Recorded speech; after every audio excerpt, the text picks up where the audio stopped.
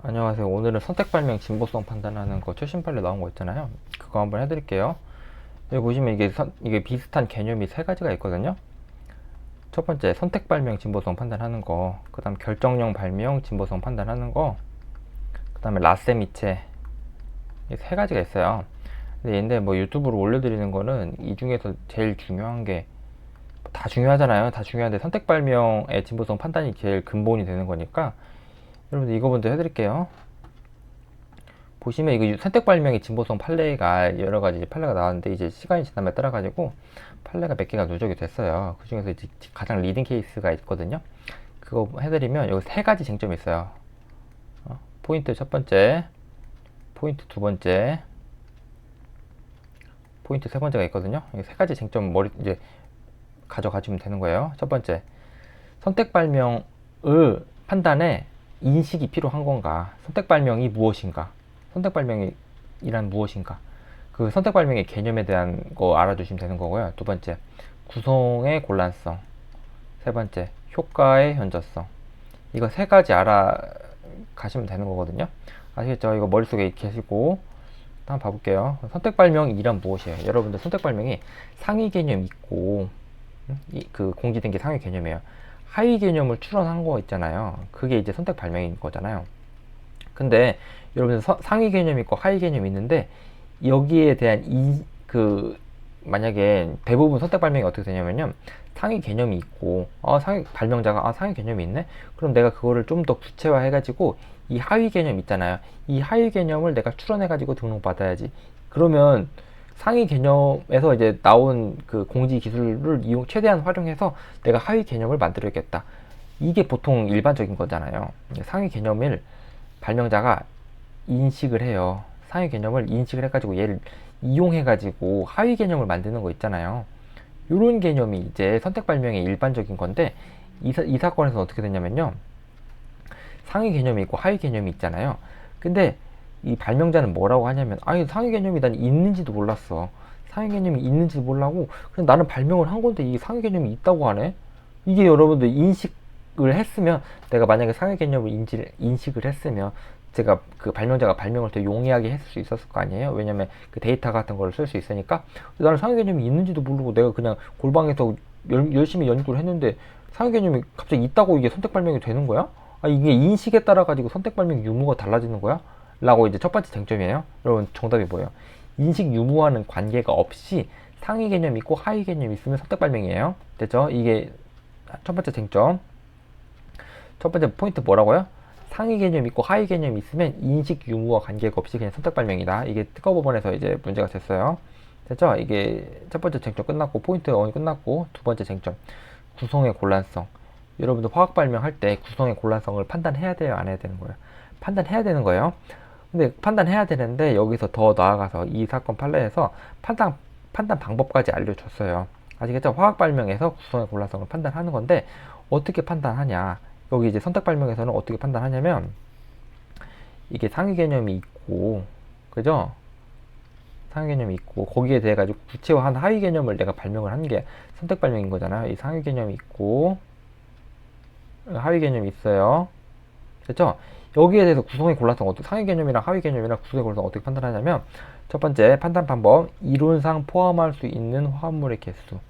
여기 이 상위 개념 있잖아요. 이 상위 개념에 이론상 포함할 수 있는 개수가 예를 들어서 수억 개라고 해봐요. 이 상위 개념에 이론상 포함할 수 있는 개수, 그 다음에 이 수억 개 중에서 어떤 몇 개를 추출해내요.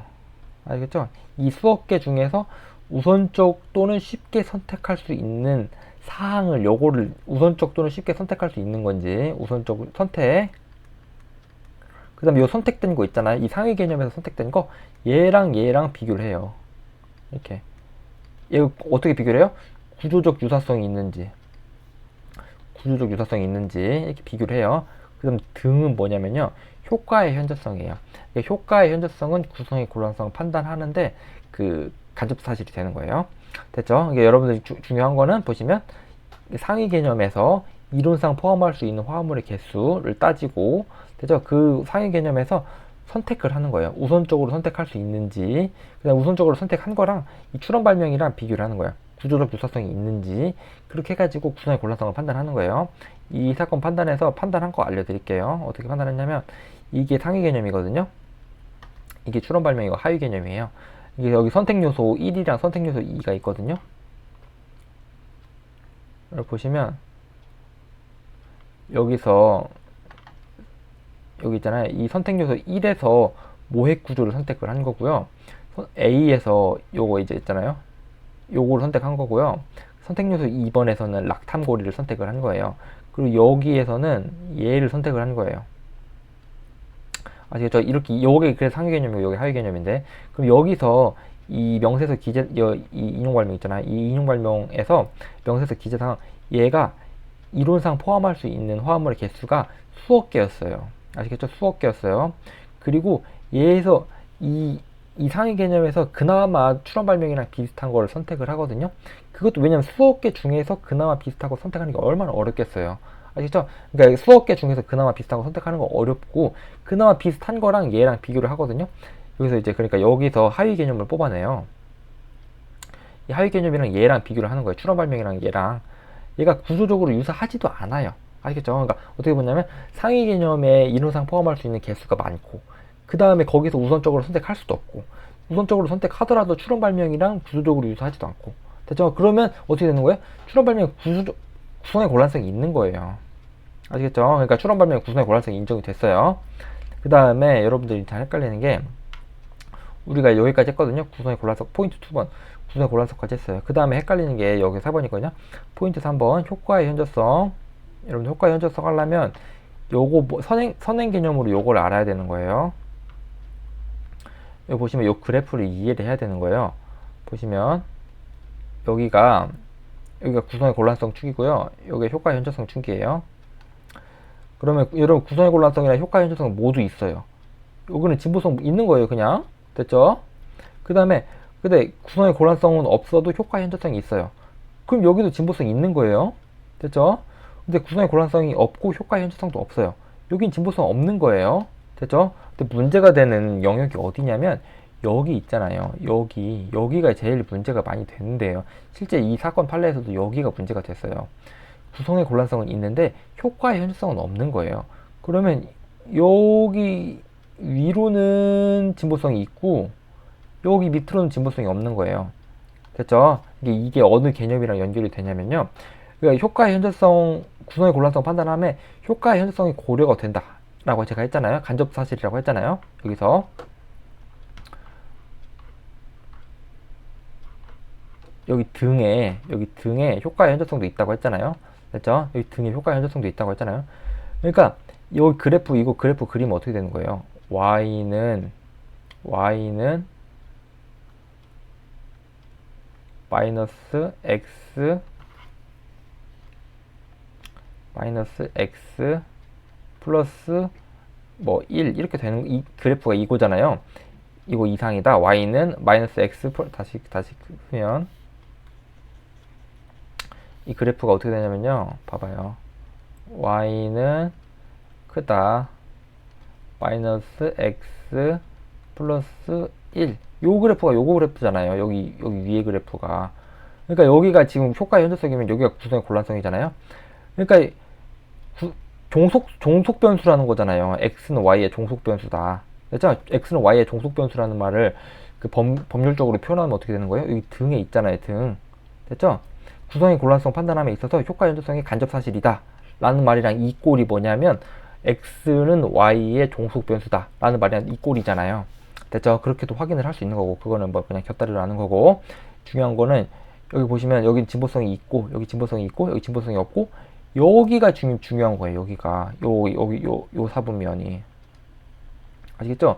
요 사분면은 구성의 곤란성이나 효과 현저성이, 구성의 곤란성이 인정이 될 때 효과의 현저성이 어느 정도냐에 따라서 진보성이 인정이 될 때도 있고 진보성이 인정 안 될 때도 있거든요. 요 사분면이 중요한 거예요. 그죠? 그러면 언제 진보성이 인정이 되겠어요? 여기가 효과의 현저성이라고 하거든요. 여기는 뭐라고 하냐면 여기는 뭐라고 하냐면요. 개선된 효과라고 해요. 여기는 개선된 효과.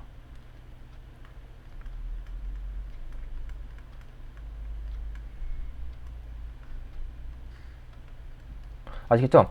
효과의 현저한 효과는 아니어도 개선된 효과 있잖아요. 개선된 효과 있으면 구성의 곤란성이란 짬뽕해서 이렇게 되는 거잖아요. 구성의 곤란성이란 짬뽕해서 이렇게 될 수가 있잖아요. 그럼 진보성이 인정이 될 수 있어요. 다시 구성의 곤란성이 있으면요, 효과의 현저성이 없어도 개선된 효과만 있어도 짬뽕해서 진보성이 인정이 될 수 있어요. 됐죠? 이게 중요한 거예요. 요게 이제 여러분들이 알고 계셔야 되는 거고, 그 다음에 두 번째로 선행해서 알고 계셔야 되는 게, 출원일 이후에 자료 제출이 가능한지 안 가능한지 있잖아요. 그게 요거는 이제 독립적인 개념으로 알고 계세요. 명세서에 효과를 적어야 되는데, 출원일 이후에 자료를 참작을 해서 효과가 있는지 없는지를 판단할 수 있는지, 이거 있잖아요. 요거 어떻게 판단하면 되냐면, 출원 당시 명세서에 추가적으로 주장 증명 가능할 정도로 근거가 되는 기재가 있잖아요. 그러면 출원일 이후에 자료 제출 가능해요. 그러니까 예를 들어서 명세서에다가 요거는 항암 치료 효과가 있습니다라고 써놨어요. 항암 치료 효과가 있습니다라고 명세서 써놓고 출원일 이후에 그 실험 자료를 첨부를 해요. 그거는 되는 거예요. 됐죠? 그런데 추가적으로 주장 증명이 가능할 정도의 기재가 없잖아요. 그러니까 명세서에다는 요거는 항암 치료제입니다라고 써놨어요. 근데 출원일 이후에 요거는 접착 효과도 있습니다라고 해요. 아니 그럼 출원 당시에는 접착 효과가 있다고 해야 그 다음에 출원일 이후에 이제 접착 효과입니다라고 증명하는 데이터를 제출할 수 있는 거죠. 됐죠? 근데 출원 당시에 주장 증명할 정도의 근거가 되는 기재가 있어야 출원일 이후에 자료 제출 가능한 거예요. 됐죠? 이것도 됐죠? 이것도 됐고, 그 다음에 명시적으로 기재되어 있지 않은 효과 인정. 이거 어떻게 하냐면, 여러분 통상의 기술자 수준이 어떻게 돼요? 통상의 기술자 수준. 통상의 기술자 수준이라는 게 뭐냐면, 전기전자가 제일 높고요. 그 다음 기계, 그 다음 화학바이오예요. 됐죠? 그러니까 통상의 기술자 수준이 높으면 높을수록 잘 알아듣는다는 거잖아요. 그러니까 명세서에다가 대충 써놔도 알아듣는다라는 거예요. 그러니까 예를 들어서 명세서에다가 제가 이런 스프링 구조를, 이게 기계잖아요. 스프링 구조에 대해 가지고 추론을 했어요. 이 추론할 때 명세서에다가 요거는 그 위치 에너지를 저장하는 구조입니다라고 안 써놔도, 데이터 안 써놓고 실험 안 써놔도 요 구조를 보면 통상의 기술자는 요거는 이렇게 압축 이완하면서 위치 에너지를 저장하는 수단으로 쓰일 수 있는 거구나라고 이해를 하잖아요. 그러니까 명세서에다가 그 자료를 명시적으로 안 써놔도 인정을 해준다는 거예요. 됐죠? 근데 화학바이오 분야는 어떻게 되는 거예요? 제가 어떤 요런 물질이 있어요. 요런 물질이 돼가지고 요거는 항암 치료 효과가 있습니다라고만 써놓지 데이터를 안 써놓잖아요. 그럼 항암 치료가 있는 건지, 아니면 얘가 뭐 지우개를 쓰이는 건지, 아니면 알 수가 없잖아요. 그러니까 화학바이오 분야에서는 명세서에다가 데이터 써놓고 실험예 써놓고 이렇게 해야 되는 거예요. 아니면 효과를 인정을 안 해줘요. 됐죠? 그러니까 어떻게 되냐면 통상의 기술자 수준이 이렇게 되잖아요. 통상의 기술자 수준이 전기전자, 기계, 화학바이오가 돼요. 됐죠? 전기전자로 갈수록 그 대충 써도 되고, 그러니까 뭐 수단 이렇게 써도 되는 거, 여러분들 수단 기능식 첨가가 많이 쓰잖아요. 전기전자 분야에서. 그러니까 많이 쓰는 거예요. 전기전자 분야에서는 수단이라고 써도 이해를 하잖아요. 그 뭐 기계 분야에서도 접착부, 뭐 무슨 뚜껑부 이런 걸 무슨 부 이렇게 많이 쓰잖아요. 기능식 첨가항으로. 왜냐하면 그렇게 해도 통상기술자 수준이 높으니까 잘 이해를 해먹거든요. 그러니까 그렇게 써도 되는 거예요. 근데 화학바이오 분야로 갈수록 명세서에다가 구체적으로 써놓고 데이터도 써놓고 실험예도 써놓고 이렇게 해야 그 효과를, 진보성 판단할 때 효과를 인정을 해주는 거예요. 됐죠? 그러니까 전기전자로 갈수록 전기전자 쪽으로 갈수록 전기전자, 기계, 화학바이오로 통상기술자 수준이 그렇게 되는데, 이쪽으로 갈수록 그 명시적으로 기재되어 있지 않은 효과를 진보성 판단할 때 잘 인정해주고, 이쪽으로 갈수록 잘 인정 안 해주고 그런 거예요. 알겠죠? 그러니까 통상기술자 수준이, 여기는 화학 분야, 여기는 기계 분야, 여기 전기전자라고 해봐요. 여기 전지전자, 여기는 기계, 여기는 화학바이오. 이게 명세서에다가 효과를 잘 안 써놓은 거예요. 효과를 잘 안 써놨거든요. 효과를 잘 안 써놨을 때 효과 인정을 해주는 케이스가 있는 거냐 하면 안 해주는 케이스 있어요. 봐봐요. 이게 화학바이오 분야에서는 요거 2014 후 1631 있잖아요. 여기서는 효과 인정 안 해줬어요. 왜냐하면 명시적으로 기재되어 있지 않았을 때 화학바이오 분야에서는 통상기술자 수준이 낮으니까 그 효과 인정 안 해줬어요. 됐죠? 여기 판례는 뭐 어떻게 되냐면 기계 발명이었거든요. 기계 발명인데 명시적으로 기재돼 있지 않아도 현저한 효과를 인정해 준 케이스예요. 근데 중요한 건 요 케이스예요. 요 케이스. 이번 판례도 요 케이스에 있는 거고. 화학바이오 분야거든요. 화학바이오 분야인데 현저한 효과까지는 인정을 안 해줘도 개선된 효과까지는 인정을 해줘요. 아시겠죠? 명시적으로 기재되어 있지 않은 효과에 대해 가지고 화학바이오 분야에서는 개선된 효과까지는 인정을 해줘요. 그러면 어떻게 되는 거예요? 화학바이오 분야에서 효과를 명시적으로 안 써놨어요. 그 명세서에다가. 그러면 개선된 효과까지는 인정을 해주잖아요. 여기 보시면.